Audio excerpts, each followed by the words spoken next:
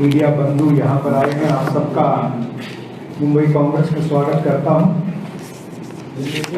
भाई जगताप जी और हमने जब ये पदभार ग्रहण किया उसके बाद की ये पहली प्रेस कॉन्फ्रेंस हमारे साथ महानगर पालिका के विरोधी पक्ष नेता रवि राजा हैं। मैं सीधे मुंबई कांग्रेस अध्यक्ष आदरणीय भाई जगताप जी से विनती करूंगा कि वो प्रेस से सीधी बात करें।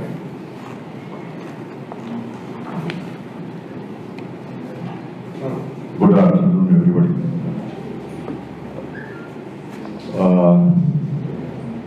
आप सबका स्वागत है इस विशेष प्रेस कॉन्फ्रेंस में। मेरे साथ मेरे वर्किंग प्रेसिडेंट सम्माननीय चरण सिंह जी साबरा, महानगर पालिका के अपोजिशन लीडर हमारे रवि राजा जी और MRCC के जनरल सेक्रेटरी संदेश गोडविलकर जी।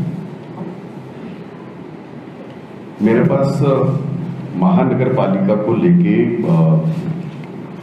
कुछ इश्यूज है जो मैं आपसे शेयर करना चाहता हूँ और I'll be speaking in both the languages, please.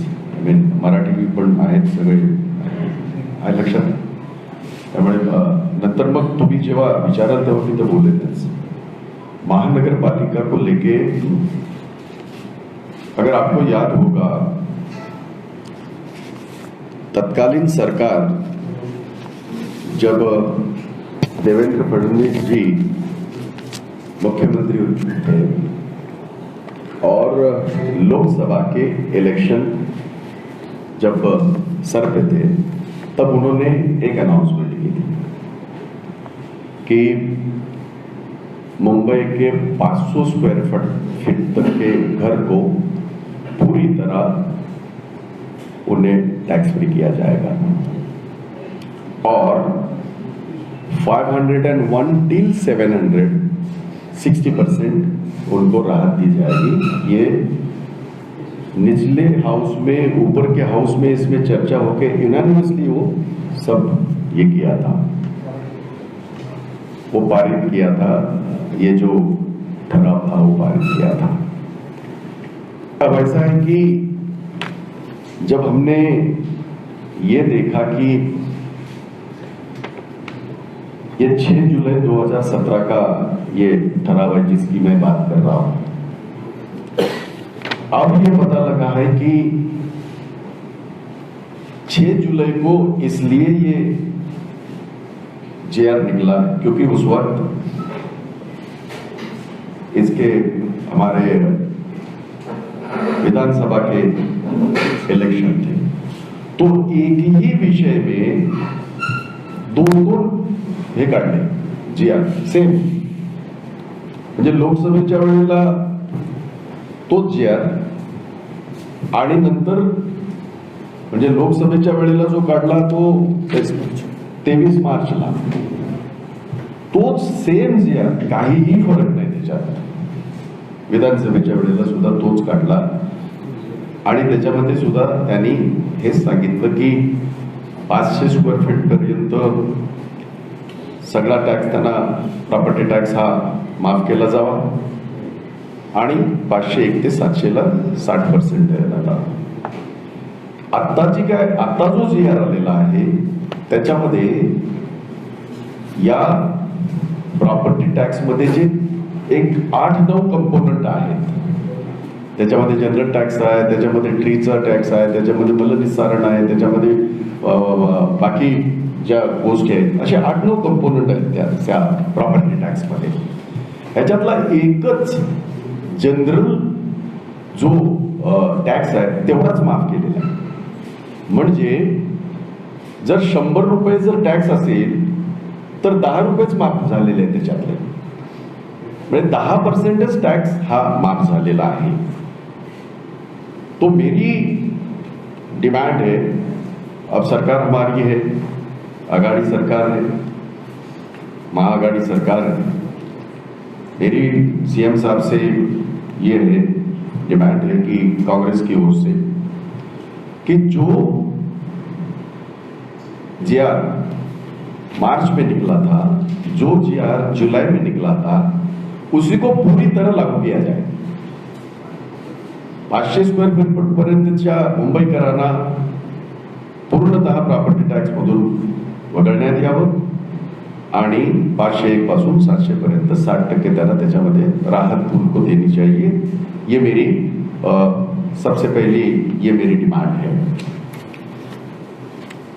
आणि काँग्रेसच्या विशेषतः मुंबई काँग्रेसने त्यावेळेला सुद्धा ही भूमिका घेतली होती की हा जो टॅक्स आहे, जो मध्यमवर्गीयांना प्रॉपर्टी टॅक्स आहे, त्याच्यातनं त्यांना राहत मिळावी म्हणून त्याही वेळेला मुंबई काँग्रेसने ही भूमिका घेतली होती आणि ती आता आज आमची ती भूमिका कायम आहे. दुसरा एक विषय असा आहे की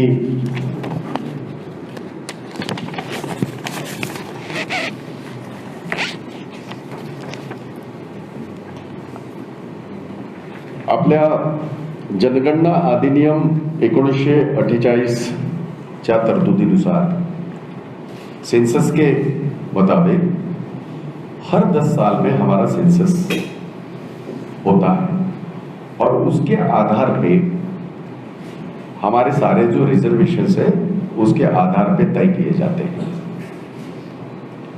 ये देखा गया है ऑफ लेट, खास करके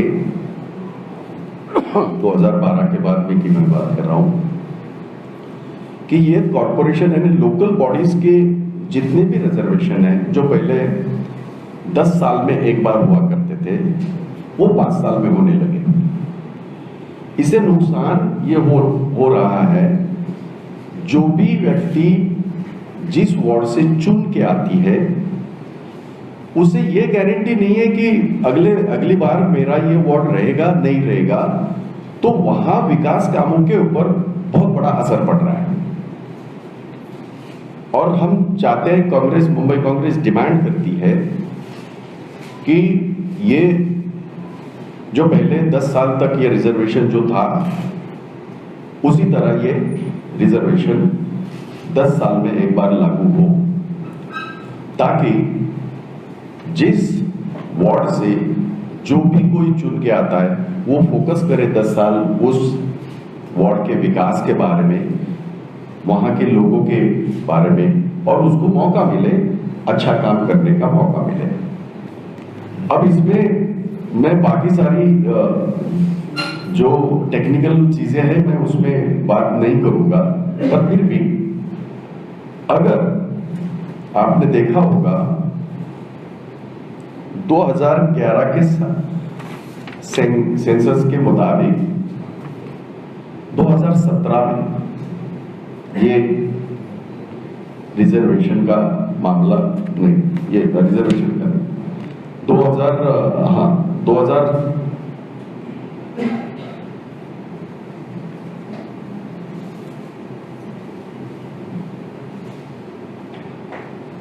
ये जो हमारी 74वीं 74th जो घटना दुरुस्ती है 2007 से सारे जो हमारे विविध सामाजिक तबके हैं उसके लिए रिजर्वेशन का जो मामला है उसको लेके जो अमेंडमेंट हुई थी हमारी कॉन्स्टिट्यूशन की 74, उसके अनुसार हम इस चीज को डिमांड कर रहे हैं ताकि उसमें उस वार्ड का विकास होने में मदद हो.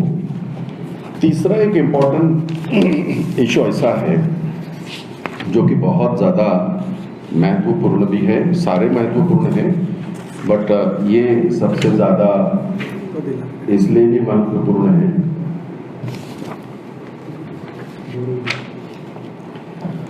मैंने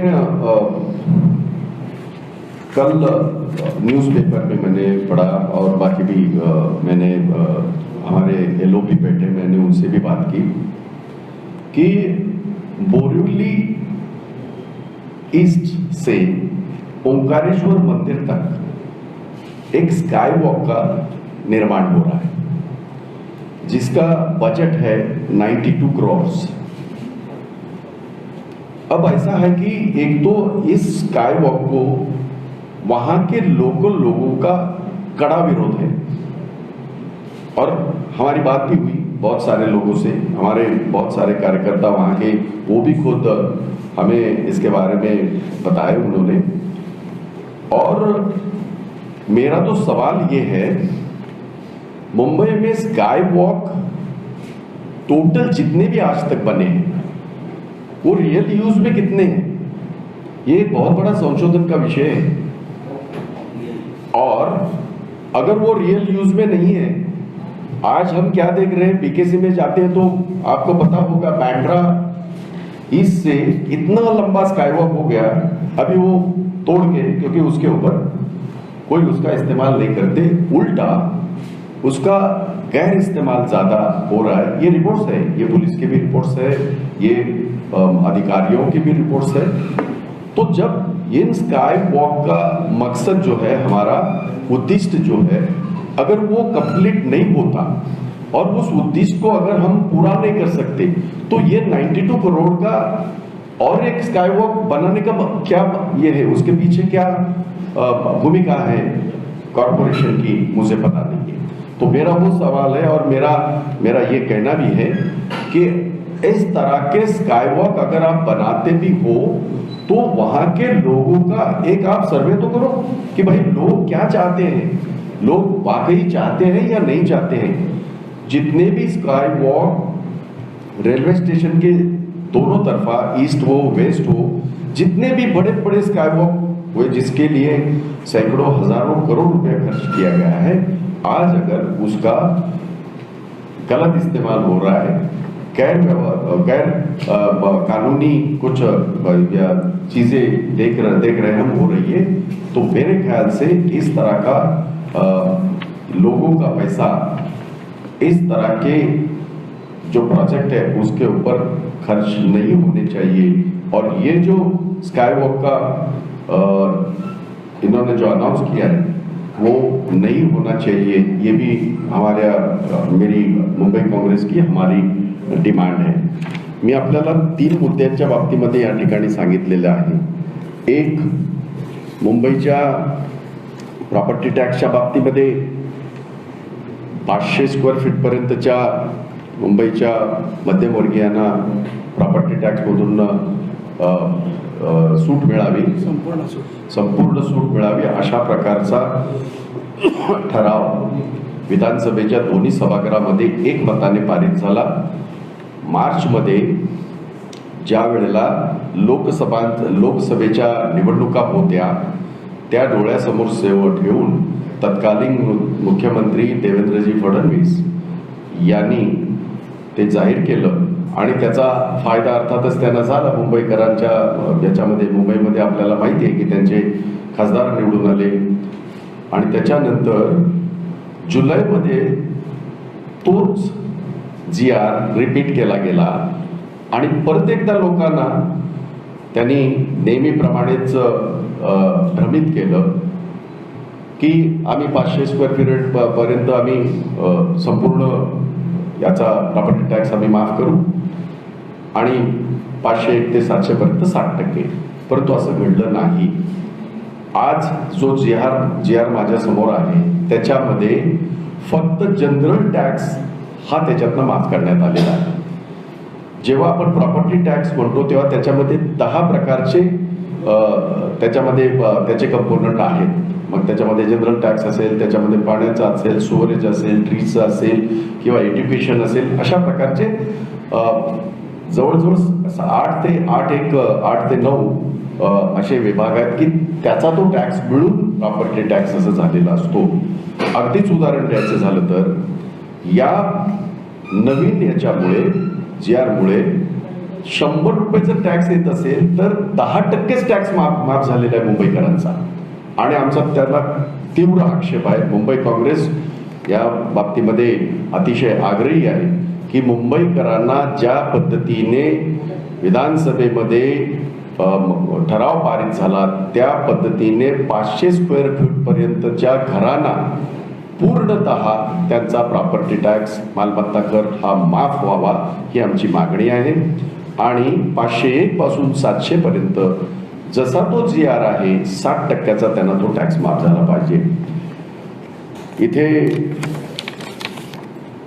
2 नंबरचा आमचा प्रस्ताव किंवा आमची मागणी अशी आहे की मुंबईची महानगरपालिका असेल किंवा स्थानिक आमच्या सगळ्या या ज्या या आहेत ज्याला लोकल बॉडीज म्हणतो आपण, स्थानिक स्वराज्य संस्था, याच्यामध्ये पूर्वी 10 वर्षांनी एकदा रिझर्वेशन व्हायचं.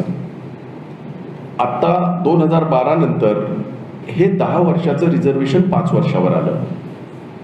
5 वर्षावर आल्याने आता आपल्या लक्षात येत आहे सगळ्यांच्याच आणि सर्वसामान्यांच्या सुद्धा गेल्या 8-10 वर्षामध्ये हे लक्षात आलेलं आहे की 5 वर्ष जो निवडून येतो त्याला त्याच्या पुढच्या वेळेला त्याच्या वॉर्डमध्ये त्याला काम करायला संधी मिळेल की नाही याची गॅरंटी नसते आणि त्यामुळे तिथल्या विकास कामांवर प्रचंड परिणाम त्या ठिकाणी होतोय आणि लोकांची तिथे असुविधा होते. आणि म्हणून आमची मागणी आहे की जसा पूर्वी 10 वर्षाचं हे रिझर्वेशन होतं तसंच पुन्हा हे 10 वर्षाचं रिझर्वेशन व्हावं अशी आमची ही मागणी आहे.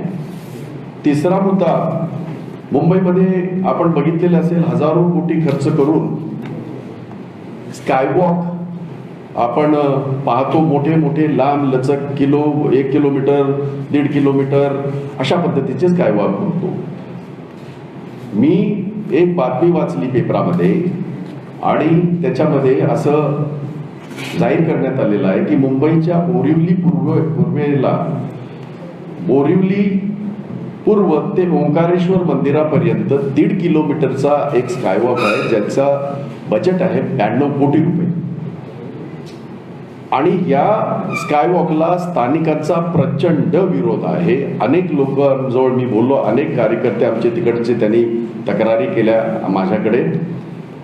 माझा साधा प्रश्न असा आहे की महानगरपालिकेला आयुक्तांना की आतापर्यंत बांधलेले सगळे स्कायवॉक हे किती कार्यान्वित आहेत, तर त्याचं उत्तर फारसं चांगलं नाही आहे. 10-15% सुद्धा स्कायवॉक कार्यान्वित नसतील कदाचित, माझी माहिती असेल तर त्यांनी मला द्यावी तशी ती माहिती. उलट याचा सदुपयोग होण्याच्या ऐवजी दुरुपयोगच जास्त होतोय अशा अनेक तक्रारी पोलिसांकडे आहेत, बाकीच्या सगळ्या आहेत. आणि म्हणून अजून एक 92 कोटी रुपये खर्च करून हा जर स्कायवॉक अशाच पद्धतीने जर पडून राहत असेल तर तो त्या स्कायवॉकला मुंबईकर म्हणून आमच्या मुंबई काँग्रेसचा कडाडून विरोध आहे. आम्ही त्या गोष्टीला कडाडून विरोध करत आहोत. या 3 गोष्टींच्या बाबतीमध्ये आपल्या सगळ्यांना अवगत करण्यासाठी मी आज सगळ्यांना बोलवलं. आपल्याला आणखीन काही जर गोष्टी असतील तर आपण विचारू शकता.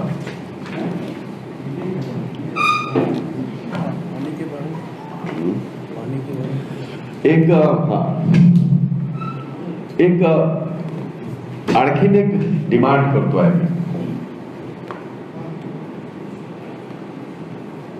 मुंबईकरांना, विशेषतः मुंबईच्या झोपडीधारकांना, सर्व जेवढ्या मुंबई जवळजवळ आपल्याला माहिती आहे 62%, 62% सर्वसामान्य झोपडीमध्ये राहतो. या झोपडीधारकांना मोफत पाणी मिळावं अशा प्रकारची मी मागणी करत आहे. काँग्रेस या बाबतीमध्ये आग्रही राहणार आहे.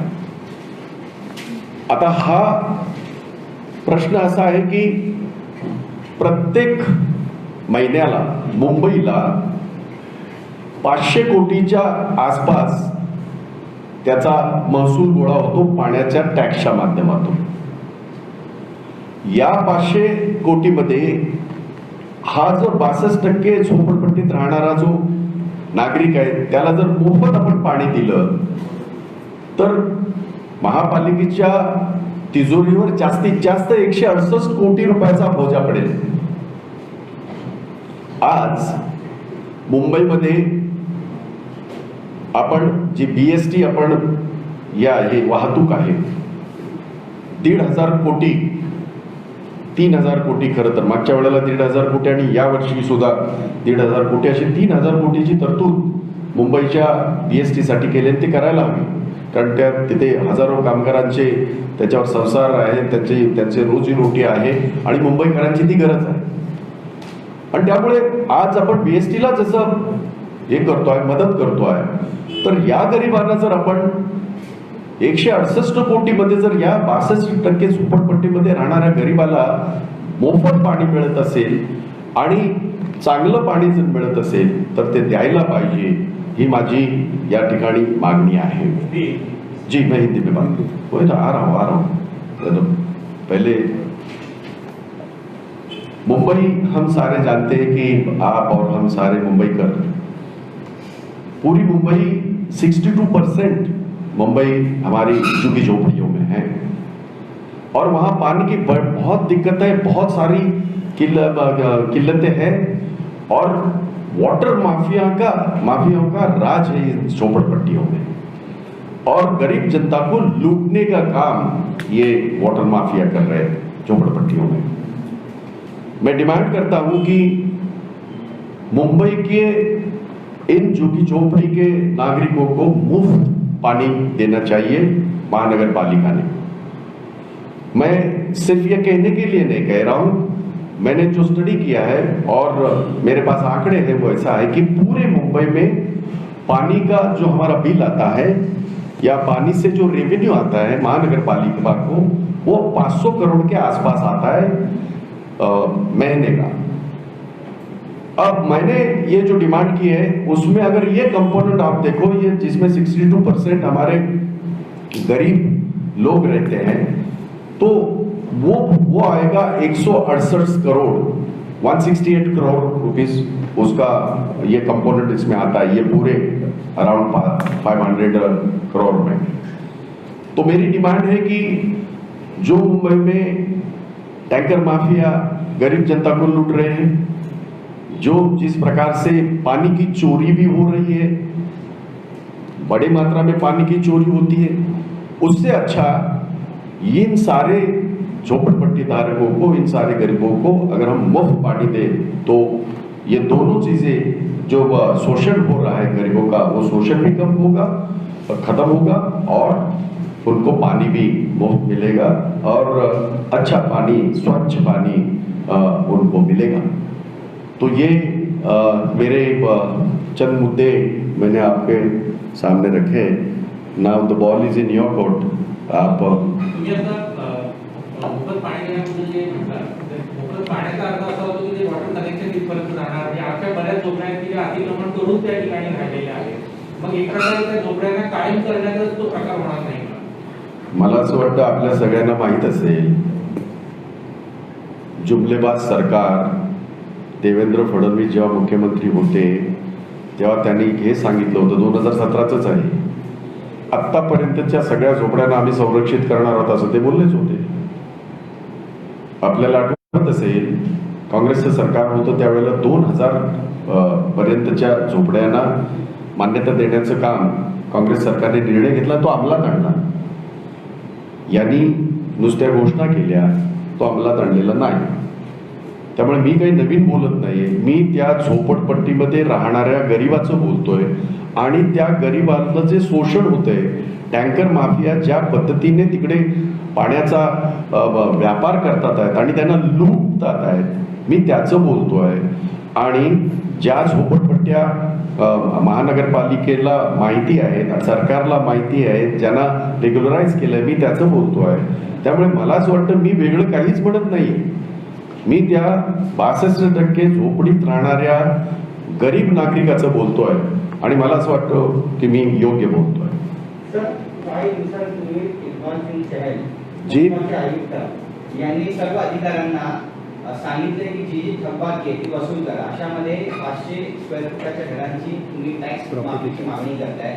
तुम्हाला वाटतं ही मागणी मान्य होईल आणि जर झाली नाही तर काँग्रेसची आग्रही भूमिका पुढे भविष्यात काय असणार? मी असं म्हणतोय, सरकारने जो निर्णय घेतलाय तो अंमलात आणा. मी नवीन मागणी करतच नाहीये. मी स्वतः विधान परिषदेचा सदस्य आहे, मी खालच्या सभागृहामध्ये सुद्धा होतो. त्यामुळे जे सभागृहाने मान्य केले आणि ज्याचा GR निघाला, ज्याचा पॉलिटिकल फक्त फायदा उचलला गेला लोकसभेच्या वेळेला आणि विधानसभेच्या वेळेला, तसं न करता जो जी आर आहे, जो आपण मान्य केलेला आहे ठराव किंवा तो जी आर निघालेला आहे तो तसाच तसा लागू करावा. मी वेगळं काय म्हणतच नाहीये. त्यामुळे ही डिमांड नाही, हे असं सरकारने ताबडतोब, मी मुख्यमंत्र्यांना विनंती करतो आहे की आज आपण मुख्यमंत्री आहात आणि आपलं आज या महाराष्ट्राच्या 60% जनतेने आपल्याला चांगल्या कामाची पोचपावती दिलेली आहे, ज्याचा सर्वे तुम्ही सगळ्यांनी केलेला आहे. या जनतेला जो पूर्वी जी आर निघाला होता, जो कायदा आम्ही पारित केला तो लागू करावा, एवढंच म्हणतोय. मेरा सवाल है कि पंजाब में सवाल ये है कि 500 स्क्वायर फीट की आप माफी मांग रहे हैं प्रॉपर्टी टैक्स, तो मुंबई शहर में जो है साउथ मुंबई में 500 स्क्वायर फीट मतलब होता है कम से कम 2-3 करोड़ का घर. तो 2-3 करोड़ घर के रहने वाले लोग हैं, वो 10,000 रुपये प्रॉपर्टी टैक्स नहीं भर सकते हैं. क्यों उनको माफी दे? आप माफी दे करके टोटल 1,84,000 1,65,000. आप इनको माफी दे मैं बता रहा हूँ. पालिका की हालत वैसे भी खराब हो रही है, आपका खत्म हो चुका है जी. आर्थिक स्थिति खराब हो, दिन के दिन वो खराब होती चल जाएगी, कैसे करेंगे फिर? हाँ, एक तो ऐसा है कि मुंबई में प्रॉपर्टी टैक्स पेयर जो है तकरीबन 4,22,000 प्रॉपर्टी टैक्स पेयर है.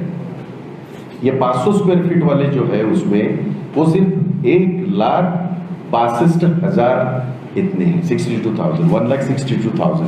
So it's not a big deal. आप जो जिसकी बात कर रहे हैं साउथ मुंबई की, आप जिसकी बात कर रहे हैं बाकी सारे इसकी, तो ये इस बात का पूरी चर्चा पूरा दोनों सभागृह में हुई और उसके बाद निर्णय लिया गया. मैं डिमांड नहीं कर रहा हूं, आप ठीक से समझ लीजिए.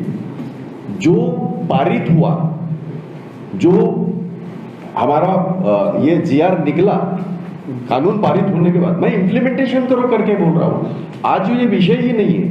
उस वक्त इस बारे में बातें हुई और यही सामने आया कि हम 4,22,000 जो टैक्स पेयर है मुंबई के, प्रॉपर्टी टैक्स जिनका आता है, जिसमें कमर्शियल आए, बाकी सारे आए, उनकी बात नहीं कर रहे हैं हम. इस माध्यम से 1,62,000 जो ये है उनको राहत मिलेगी और मिलनी चाहिए, और उसका कानून बना है, वो कानून का इम्प्लीमेंटेशन करो, ये मैं कह रहा हूँ. मैं मेरी ओर से कोई नई चीज डिमांड नहीं कर रहा हूँ. I am just asking to implement whatever has been passed, whatever has been agreed in the house. Sir आपसे एक सवाल, मुफ्त पानी के नाम पर क्या बीएमसी के चुनाव साधने का प्रयास करेंगे? नहीं, मुझे ऐसा है कि आज इसके बाद में जो भी मैं इश्यू उठाऊंगा आपको ऐसा ही लगना है, कोई बात नहीं. पर एक सिंपल सा मैं बता दूं, 2017 में मैनिफेस्टो में था. अगर आपने 2017 का हमारा मैनिफेस्टो खोल के देखा है तो उसमें हमने तभी डिमांड किया था. तो ये मेरी नई डिमांड है ही नहीं. मेरी सिंपल सी डिमांड है कि, और ये मुमकिन है, आज दिल्ली किसी ने सोचा नहीं था, चाहे जो भी हो, गरीब को पानी मुफ्त मिल रहा है वहां. और जो मैंने कंपोनेंट भी कहा आपको कि उससे बहुत ज्यादा ये जो है रेवेन्यू जो है वो ये नहीं होगा. हालांकि 168 crore is a sizeable revenue, there is no doubt about it, but at the cost of, अगर इतने 62% लोग जो आज हमारे झुग्गी झोपड़ी में रह रहे हैं, उनको पानी की सबसे बड़ी समस्या कॉरपोरेशन के पानी से ज्यादा ये टैंकर माफिया से वो परेशान है. जिस तरह से टैंकर माफिया उनसे पैसे हड़पते हैं, पैसे लेते हैं, और जो जिस तरह से उनका पूरा साम्राज्य चल रहा है, तो दोनों चीजें साफ होगी, सिस्टम भी साफ होगी, और हम चाहते हैं बिल्कुल. अच्छा, आपके पार्टी के जो महाराष्ट्र प्रभारी वो मुंबई में HP पाटिल साहब, बाला साहब थोरात के रेजिग्नेशन की चर्चा है और उसमें विशेष वजह ये बताया जा रहा है कि वो नाराज चल रहे हैं जिस तरीके से राज्य में या मुंबई कांग्रेस में जो फेरबदल हुई है उन बातों को लेकर के. तो उसको लेकर के आपकी क्या प्रतिक्रिया है? आप इसके बारे में जानते हैं? बाला साहब थोरात के प्रति आपकी क्या मांग? एक तो सबसे पहले बाला साहब थोरात हमारे महाविकास आघाड़ी के मुखिया है, कोऑर्डिनेशन कमेटी जो कांग्रेस के मुखिया है, और बाला साहब थोरात जी को मैं पिछले 30-35 सालों से जानता हूँ। एक सीनियर मंत्री रहे, एक सीनियर नेता है, और वो इस तरह से मुंबई में क्या हुआ, ये क्या हुआ, वो मुझे नहीं लगता कि वो सारा ये बातें सोचते हैं या सोचते होंगे। मुंबई कांग्रेस के अध्यक्ष की बात ये कोई आज की बात थी नहीं। आप स्वयं आप लोगों ने बहुत कुछ लिखा है, अब नहीं हो रहा, तब नहीं हो रहा। आप लोगों ने तो, आप लोगों को खुशी होनी चाहिए कि कांग्रेस पार्टी ने, खास करके हमारे प्रभारी मुखिया HK पाटिल साहब ने जो कहा आपको कि मैं ये साल के पहले, ये 2020 साल खत्म होने के पहले हम निर्णय लेंगे, उन्होंने निर्णय लिया। तो मुझे नहीं लगता कि ये कोई ऐसी बात है। Slightly related question. Last time when you had held a press conference, Mr. Patil was here at that Yeah. time, and there was a talk about whether or not the Congress needs to do it alone in the BMC elections. Has anything moved in that direction? Mr. Ravi Raja here gave an interview to the Express also saying that he would prefer it. So from both of you, I would like to hear, has anything happened? On behalf of Mumbai Congress, I would like to reiterate my stand. We would like to fight in 227 wards. I am very clear right from the beginning. Yes. Now we are planning to have our 100 days program in each ward, whereby we will analyze, we will try to get the feel of the people, and we will try to convince our leaders why we are saying that we would like to fight 227 wards, which we did in the past also. It's not something new. In spite of the fact we were in the power for 15 years, that was the Agadi Sarkar, you know better, along with Rashtrawadi, Samajwadi, and few segments of RPI also. And then also we fought separately. We never fought together in the past also. So I don't think why there should be. You were not in the government with the Sena at that time. You're now in the government. Do you think that would No. have an impact? I'm talking about 15 years we were in the government. No, not with Sena. Not- with Sena. See, I'm talking about alliance government. So this is alliance government. And apart from that, see, local body elections are different. It's a different board altogether. You guys know, you guys are senior people in the this area. So it's not necessary. Wherever it is possible, it's already done in the past also. But the only reason why I'm going on about this is, see, for an election like Hyderabad, you had the entire BJP top brass running. Similar things are expected in Mumbai. So would it not make sense for the MPA to present a united stance? Because otherwise, there are... I think if you are referring to Hyderabad, let them do it. I'm saying, for the simple reason, if you look at 2017, whereby they were in the power, both the side, they use all sort of power. In Mumbai, BJP fought separately, Shiv Sena fought separately, we all fought separately. So I don't think why this hue and cry right now. I don't understand.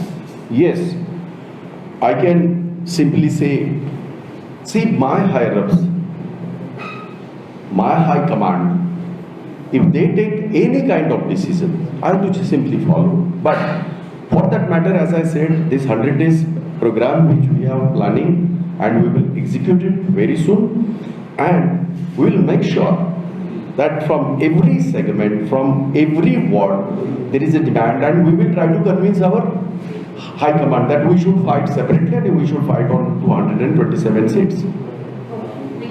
आप कह रहे हैं, बार बार कह रहे हैं कि आप अकेले चुनाव लड़ेंगे, लेकिन क्या पार्टी हाईकमान इससे सहमत है कि उसके HK पार्टी के विकास इस बार अभी फैसला नहीं हुआ है? ऐसा है कि पाटिल साहब हमारे सेक्रेटरी इंचार्ज है महाराष्ट्र के, हमारे नेता हैं, हमारे हाई कमांड है। अभी मुंबई कांग्रेस के द्वारा एक 26 जनवरी के बाद हम 100 डेज का प्रोग्राम सारे मुंबई में हम लोग पदयात्रा हो, कांटेक्ट हो, अलग अलग सेगमेंट्स जो समाज के हैं उनके साथ, ये सारी चीजें हम करने जा रहे हैं। और इस माध्यम से हम 227 वार्ड में पहुंचेंगे 100 दिनों में। और वहां ऑलरेडी पिछले अनेक सालों से हमारे जो कार्यकर्ता है लड़ रहे हैं, जीते नहीं ये बात और है, पर लड़े जरूर। 227 के 227 सीटें लगातार पिछले 15 साल सिर्फ कांग्रेस ने ही दिए, बाकी किसी पार्टी ने पूरे ये नहीं दिए। तो पाटिल साहब को या हमारे हाई कमांड को ये सारा मेरा कार्यक्रम होने के बाद हम कन्विंस करेंगे कि लोगों में कांग्रेस है, वार्ड में कांग्रेस है, वार्ड में कांग्रेस का कार्यकर्ता है और वो लड़ना चाहता है। और मैं कोशिश करूंगा, हम सारी टीम, हम लोग विल ट्राई आवर लेवल पे हम उनको कन्विंस करने की कोशिश करेंगे। लेकिन यार रिव्यू लेने के बाद जो 100 डेज का आपका रिव्यू होगा, प्लान होगा, उसके बाद क्या आप अपना चेंज भी कर सकते हैं स्टैंड? मेरा स्टैंड आज भी यही है, 100 दिन के बाद भी यही रहेगा, इलेक्शन होने तक यही रहेगा। भाई एक विषय असा आहे, आज तुम्ही जे प्रश्न 2-3 विषय घेऊन आलात, आता सरकार योगायोगानं आघाडीचं महाविकास आघाडीचं सरकार आहे, तर या सरकारने समजा ते मागचा जी.आर. लागू नाही केला किंवा जर नाहीच त्याच्या अंमलबजावणी, त्याविषयी मुंबई काँग्रेसची भूमिका काय असेल? नाही, एक तर मला खात्री आहे, मी आपल्याला एक गोष्ट सांगू इच्छितो, आठवण करून देऊ इच्छितो। मागच्या सरकारामध्ये शिवसेना होती, उद्धव ठाकरे मुख्यमंत्री नव्हते।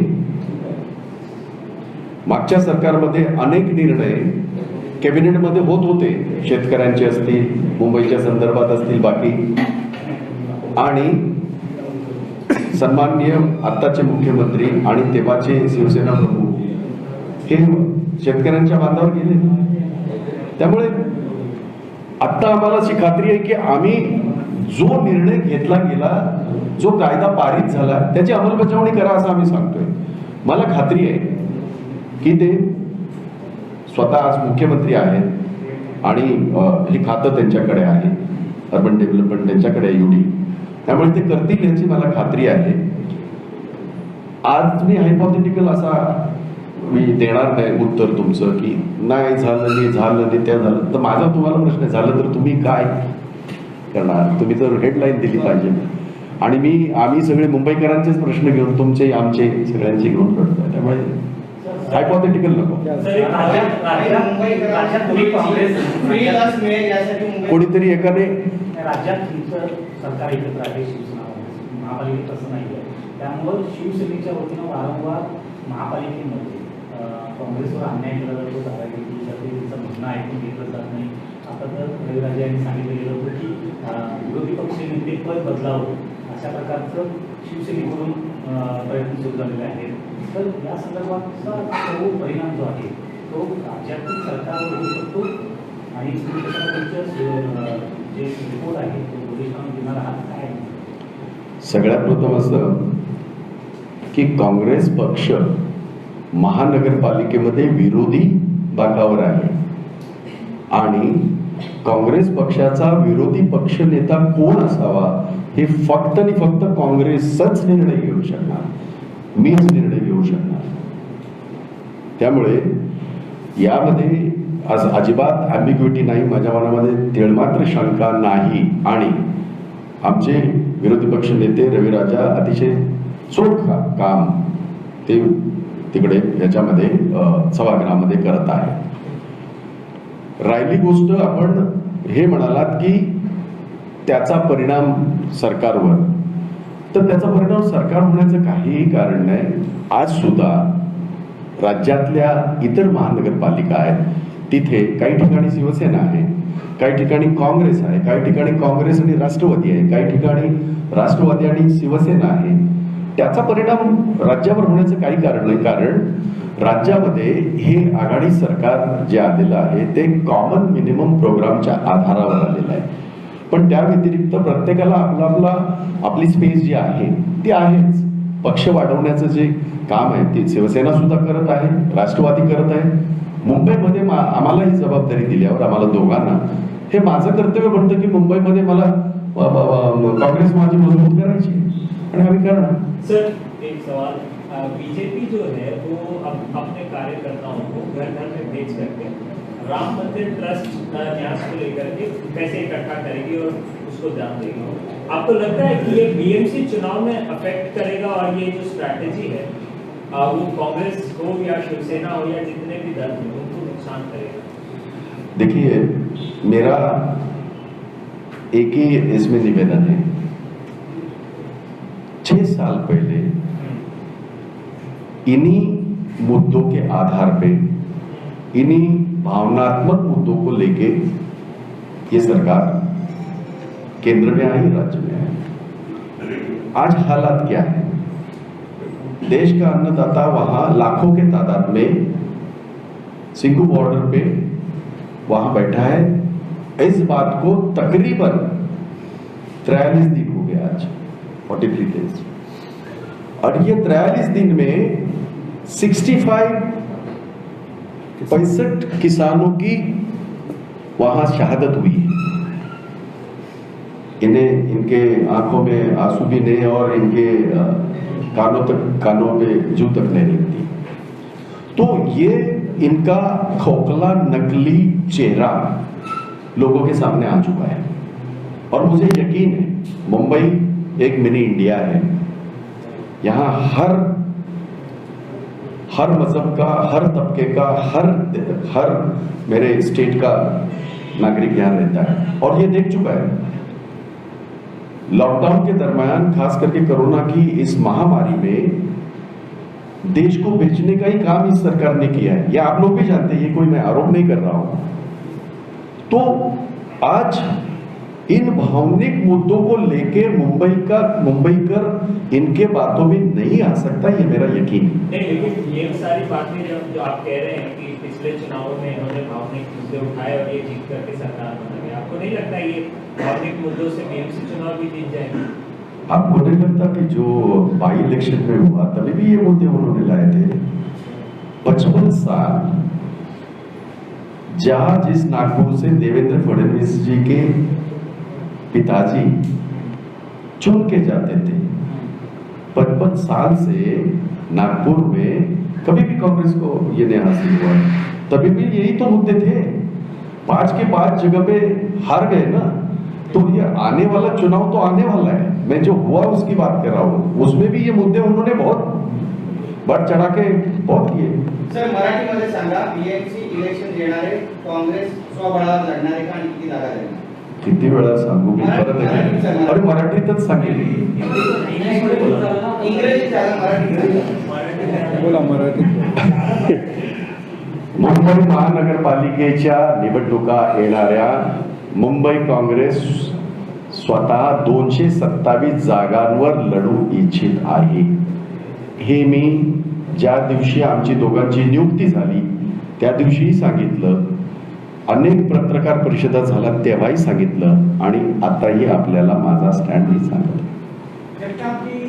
जो नई मुंबई कांग्रेस की जो नई टीम बनी है उसमें एसीसीसी जो प्रेसिडेंट है, स्क्रीनिंग कमेटी की बात हो या तमाम चीजों की बात हो, तो जो आजादी पहले मुंबई कांग्रेस को थी, अब वो एक तरह से एमपीसीसी के अम्ब्रेला के अंदर लाने की कोशिश हो रही है. और मैं आपका एजेंडा भी पढ़ रहा था कल, कई बातों के लिए अब आपको प्रभारी पे ही पूरी तरह से सारे अप्रूवल लेने पड़ेंगे. तो आपको लगता है कि इस बार मुंबई कांग्रेस अध्यक्ष को, टीम को उतनी आजादी नहीं है जितना पहले हुआ? ये आपको जिसने भी किसने कहा है तो ये सरासर गलत है. 1 नंबर 2, हमारे प्रभारी मतलब एआईसीसी हमेशा हमारी हाईकमांड रही, तो इसमें कोई नई बात है नहीं. रही बात एमपीसीसी का अम्ब्रेला एमआरसीसी को नहीं लगता. एमआरसीसी की खुद की कॉन्स्टिट्यूशन है, हमारी खुद की, और एमपीसीसी की अपनी खुद की कॉन्स्टिट्यूशन है. बड़े भाई हैं हमारे, वो पहले से. मैं काम कर चुका हूँ एमपीसीसी में, मैं जनरल सेक्रेटरी रहा हूँ, वाइस प्रेसिडेंट रहा हूँ, राज्य के सारे जिलों में काम कर चुका हूँ. तो ऐसा बिल्कुल नहीं है. उल्टा हमने ये आने वाला, सारे अभी इलेक्शन मोड पे हैं, तो हमने ये इस बात का स्वागत किया है कि हमारे प्रभारी साहब ने ये काम जो है, चाहे वो 100 दिन का हमारा मिशन हो, चाहे आने वाले इलेक्शन हो, उसके लिए रेडीमेड टीमें हमारे साथ दी है। लेकिन ये टीमें जो है, ये सारी टीमें आज एमआरसीसी के अंडर ही काम करेगी, ये हमारी कॉन्स्टिट्यूशन बताती है। तो कोई अमरेला किसी के अमरेला के नीचे नहीं है, ना मुंबई के अमरेला के नीचे एमपीसीसी है, ना एमपीसीसी के अमरेला के नीचे मुंबई है। सर तुम्ही मुंबई काँग्रेस परत एकदा नव्यानं उभारी घेईल असं म्हणा, जी लोक सोडून गेली होती पक्ष, त्याच्यामध्ये उत्तर भारतीय नेते सुद्धा होते, अशी एक टीका झाली की या याच्यामध्ये उत्तर भारतीय नेत्यांना फारसं स्थान दिलं गेलं नाही। तर उत्तर भारतीय काही नेते होते कृपाशंकर सिंग सारखे, तर त्यांना परत आणण्याबाबत काही आहे तुमच्या कॉन्टॅक्टमध्ये आहे, काही येण्याची शक्यता आहे? नाही, असं आहे की तुम्ही थेट प्रश्न विचारला तरी चालेल। असं आहे की तुम्ही त्याचा आड यासाठी घेऊ नका। माझ्या बाजूला बसलेला माझा वर्किंग प्रेसिडेंट नॉर्थ इंडियन, माझी महिला काँग्रेसची अध्यक्ष नॉर्थ इंडियन, माझ्या युथचा आता जो अध्यक्ष आहे नॉर्थ इंडियन, माझ्या NSUIचा अध्यक्ष नॉर्थ इंडियन, सेवा दलचा अध्यक्ष नॉर्थ इंडियन। त्यामुळे हा मुद्दा अजिबात हे नाही। पण मी माझ्या पदभार जेव्हा आम्ही स्वीकारलं तेव्हा मी जाहीरपणे सांगितलेलं आहे, घर वापसी आम्ही करणार, घर वापसी करणार, ज्याच्यामध्ये अनेक नेते जे काँग्रेस सोडून गेलेले आहेत त्यांना आणण्याचं काम, आणण्याची भूमिका ही बजावणार। काँग्रेसचे जे लीडर्स आहेत, जे कार्यकर्ते, जे ग्राउंड लेवलला काम करत आहेत, त्यांच्या 4 वर्षामध्ये 5 वर्षामध्ये त्यांचा आत्मविश्वास पूर्णपणे खाली गेलेला आहे। तो आत्मविश्वास परत त्यांच्या जागवण्यासाठी मुंबई काँग्रेस काय करणार आहे? पहिल्या 100 दिवसाचा कार्यक्रम घेऊन चाललो। तो आत्मविश्वास जागृत करण्याचा, प्रत्येक वॉर्ड मधल्या कार्यकर्त्यांच्या खांद्यावर हात ठेवण्याचा, आणि मी तुम्हाला तो कार्यक्रमच देणार आहे। म्हणजे आज तो पूर्ण हा इनिशियल स्टेजवर आहे, म्हणून मी ज्या वेळेला ऑफिशियल निघणार आहे त्यावेळेला आपल्या सगळ्यांबरोबर परत एकदा मी त्या कार्यक्रमाची पूर्ण रूपरेषा आपल्याला दी, जेणेकरून ही गोष्ट खरी आहे की मुंबई काँग्रेसमध्ये मनगळ आलेली आहे, बाकी काही नाही। कार्यकर्त्याला थोडंसं उत्साह देणं, कार्यकर्त्याला थोडी ऊर्जा देण्याचं काम आम्ही सगळी टीम करणार आहोत, आम्ही सगळे। आणि त्यात तो कार्यक्रम मी देतो आपल्याला 26 जानेवारी नंतर जो कार्यक्रम आम्ही लोकांपर्यंत घेऊन जाणार आहोत 100 दिवसाचा, तुम्ही आपल्याला देतो। किती जागा येतील येत्या मनपा निवडणुकीमध्ये काँग्रेसच्या? हा हायपोथेटिकल, हा महत्वाचा जितका आहे तितकाच हायपोथेटिकल आहे। आता मी खरं तर आता सगळे कॅमेरा आहेत म्हणून मी, आपण कधीतरी मी तुम्हाला सांगेन। एक सवाल, मुंबई में भारी संख्या में यूपी, बिहार, झारखंड इस क्षेत्र के ज्यादा रहते हैं, वो वोटर्स भी हैं। तो ऐसी स्थिति में ऐसे कई नेता हैं जो मुंबई कांग्रेस में थे पहले और अब नहीं, तो उनको मनाने के लिए या उनके वापसी के लिए कोई प्लान चल? घर वापसी का प्लान है, घर वापसी का प्लान है। और जब भी नहीं, विस्तार में घर वापसी का प्लान है, इससे ज्यादा विस्तार है नहीं। और जब भी ये होगा आप ही के सामने होगा, आप ही के उपस्थिति में, आप ही के ऐसे ही आप आज सबसे आपको सबको बधाई दूं, आज पत्रकार दिन आहे, त्यामुळे खरं सुरुवातीलाच हे करायला पाहिजे होतं। अर्थात मी स्वतः पत्रकारितेतूनच इथपर्यंत आलोय याची माझ्या इथे बसलेल्या सिनियर लोकांना कल्पना आहे। पत्रकार दिनाच्या, कारण हे महत्त्वाचे विषय होते त्यामुळे मी ते सुरुवातीला केले। आपल्या सगळ्यांना पत्रकार दिनाच्या मनापासून हार्दिक शुभेच्छा। आज पत्रकार दिन है और पत्रकार दिन के उपलक्ष्य में आप सारे लोगों को, आपने बहुत मेहनत करते हैं, मैंने देखा हुआ है।